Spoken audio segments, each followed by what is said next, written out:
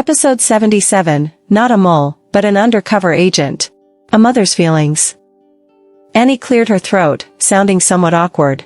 Boss, a few days ago, in the middle of the night, he sat on the deck. Sitting on the deck for what? Can't you just say it in one breath? Are you trying to make me anxious? Ning Zolo couldn't take the suspense, feeling on the verge of a breakdown. He sat on the deck and wrote love letters all night. Annie finally managed to spit it out. It wasn't hard to imagine her blushing on the other end of the phone. Ning Zolo was speechless. I thought it was something really peculiar. You took so long to say that? Annie stammered, the boss's writing skills are really, not great. The entire deck was filled with paper balls he crumpled. Some of the brothers couldn't stand it and suggested helping him write, but they all got beaten up by the boss. He insisted on writing it himself. He spent a whole night writing those lines. Ning Zolo massaged her temples. Well, I hope he channels this self-improvement spirit into something else in the future. Please don't use it to bother her again. After a pause, Ning Zolo continued to inquire, aside from this, is there anything else unusual about him? Nothing, boss. Annie confidently replied. Then, after a moment of contemplation, she added, if we talk about our recent actions, they might seem a bit unusual. What's unusual? Ning Zolo asked immediately. It seems like our actions in Huaxia are increasing.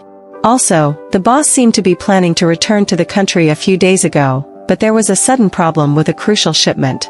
He has been dealing with it these days. I see. Ning Zolo furrowed her brows. Increasing actions in the homeland? Wonder if it's related to Lu Tingxiao. Ning Zolo nodded. Alright, that's enough for now. If anything strange happens, remember to report to me promptly.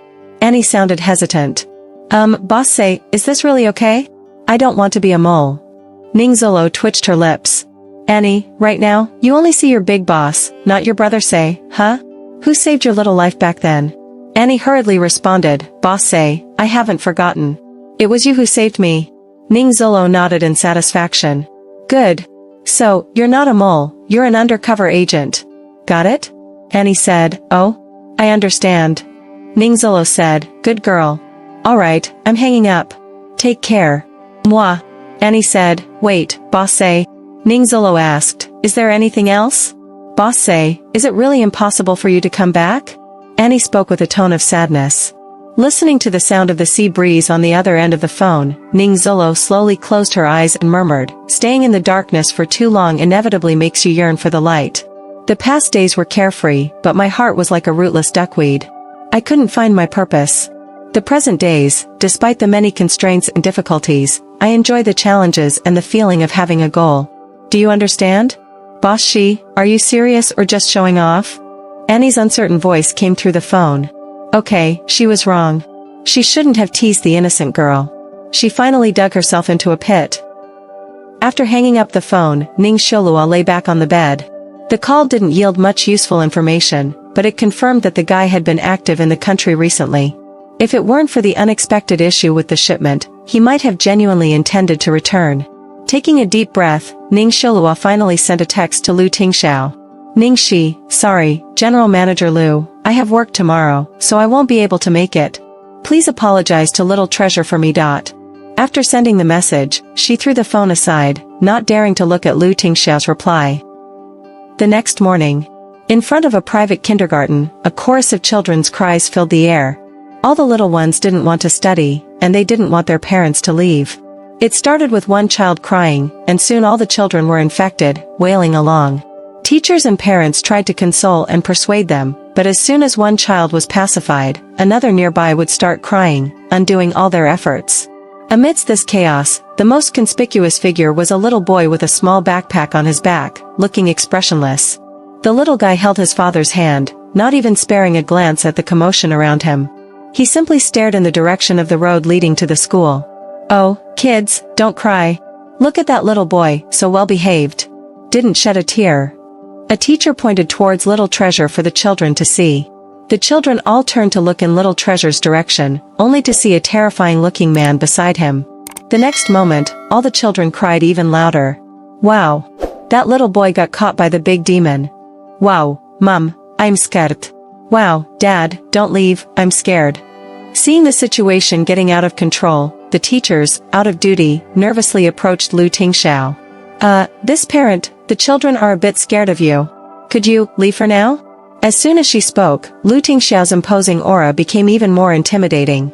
The female teacher shrank back, not daring to say more. She quickly ran away, crying, even teachers were afraid. Teachers were scared too. Lu Tingxiao lowered his gaze, glanced at his son's small head, and said, "Don't wait any longer. She won't come." Little Treasure raised his head, glared at his father angrily, and then resolutely continued to stand in place. Time passed by, and as the time for class approached, the parents began urging their little ones to enter the classroom. Ning Xiolua still did not arrive. "Go in." Lu Tingxiao could only speak again. This time, Little Treasure lowered his head and quickly wrote a few words. He held it up for his father to see. "Little Treasure doesn't want to study."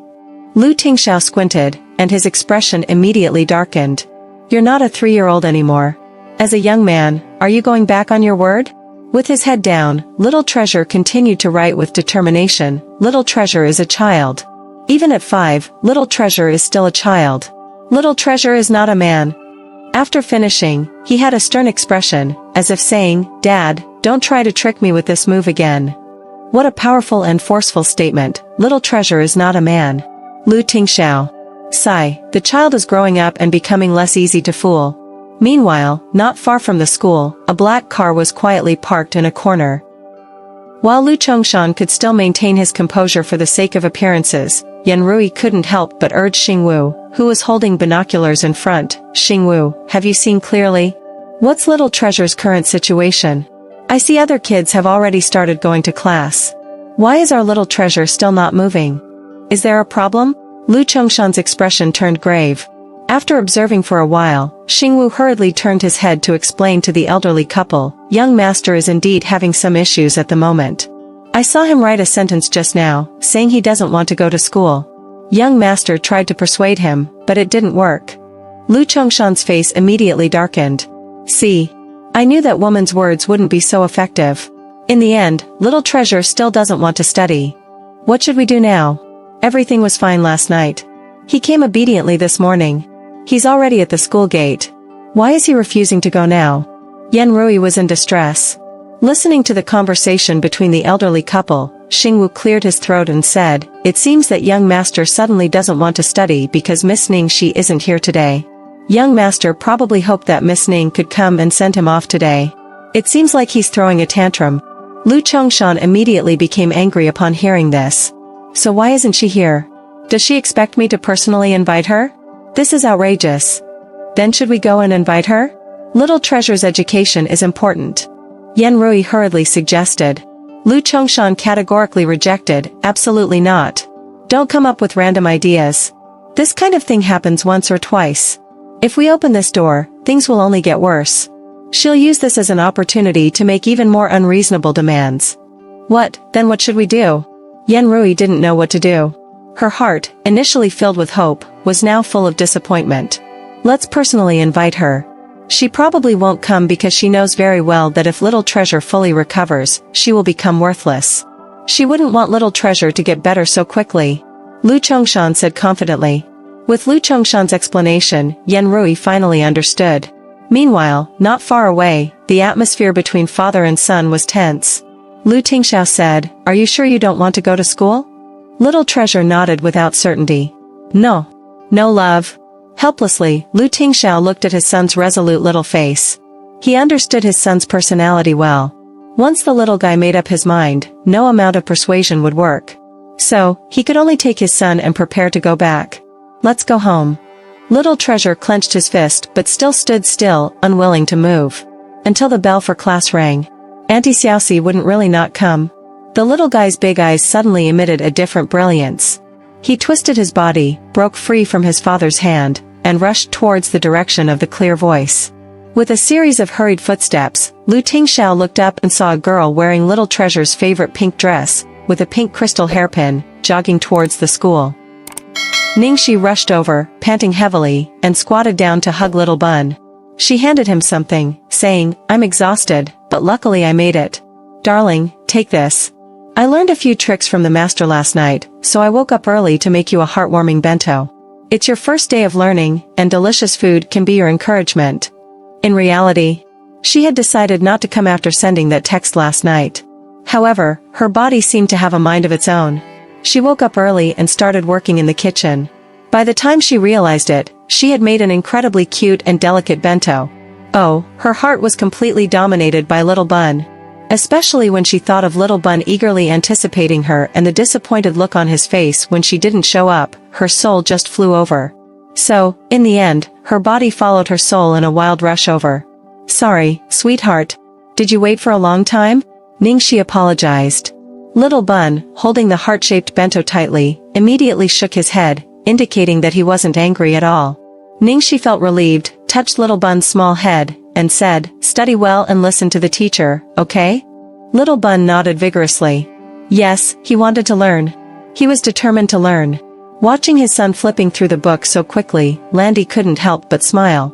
He deliberately exposed the truth. Didn't you say you didn't want to learn just now? As soon as Little Bun heard this, he immediately straightened his back and stared at his father angrily. Daddy was too naughty. How could he tattle to Auntie Little Eve? Tattling is childish behavior. Ningxi blinked and asked hurriedly, "Ah? Why? Why don't you want to learn suddenly?" Lan Tingxiu, who never indulged his son's little temper, directly spoke in the face of his son's nervous gaze, "He's too willful." Little Bun's face was thunderstruck. He would never talk to Daddy again. Little Bun stared at Ningxi nervously, almost on the verge of tears, fearing that Auntie Little Eve would be angry and not like him anymore. Understanding, Ningxi nodded, then completely disregarded and said, "So what? Little treasure is still young. Being willful is a child's patent, okay? It's fine, darling, you can be willful as much as you want." Little Bun, upon hearing this, had a face full of radiance. Then, with an air of triumph, he glanced at his father. Sure enough, Auntie Little Eve loved me the most. Looking at his son, then at Ningxi, Lan Tingxiu lowered his eyes and chuckled, "Well, you have a point." He had an expression that said, "Whatever my wife says is right." Even if his son was challenging him, he didn't mind. Lan Tingxiu's smile was dazzling, and Ningxi coughed lightly to avoid the glare, quickly urging Little Bun, "It's time for class, isn't it? Darling, go in quickly. Don't be late." Little Bun looked towards the school, clutching Ningxi's small hand tightly, clearly reluctant. At this moment, there were still some children and their parents lingering at the school gate, unwilling to go in. They all had surprised expressions on their faces. They watched as the man who had scared all the children to tears just a while ago softened instantly when that girl appeared. His aura suddenly became gentle, and his cold, stern profile slowly melted, giving the impression that he wasn't that terrifying. There even seemed to be a hint of warmth. At this moment, a child across the street stared at Ningxi in astonishment and exclaimed, "That kid's mom is so beautiful." Other children also noticed and chimed in. "Looks like a princess. Like a flower fairy. Like a little magical fairy. I want her to be my mom," one child blurted out. The child's father could only smile wryly. "Don't say that randomly, Mom will get angry." Listening to the conversations of the surrounding children, Little Bun immediately hugged Ningxi even tighter, as if guarding her, afraid she would be taken away. Ningxi helplessly touched Little Bun's head to comfort him, "They're just joking." Listening to those comments about princesses, flower fairies, and little magical fairies, she felt a bit shameless. Because Little Bun liked her in pink, she not only wore the pink hairpin Little Bun gave her but also dressed in a very girlish and princess-like dress today. Well, as long as Little Bun liked it. In the end, the remaining children were distracted by Ningxi's appearance, gradually stopping their crying. The teacher quickly took advantage of this and led them into the school. So, only Little Treasure was left at the school gate. Reluctantly, Ningxi gave Little Bun a final hug, "Go in quickly." Little Bun, holding the small bento, went inside with 3 backward glances. At first, he didn't understand why those children were crying. After Auntie Little Eve arrived, he understood. He couldn't bear to leave Auntie Little Eve either and felt like crying. Watching Little Bun's small figure with a tiny backpack, Ningxi thought of the day when Little Bun would grow taller and more independent, eventually leaving their protection, no longer needing her. Her eyes couldn't help but feel a bit sore. Damn it, what kind of feeling is this, like being a mom?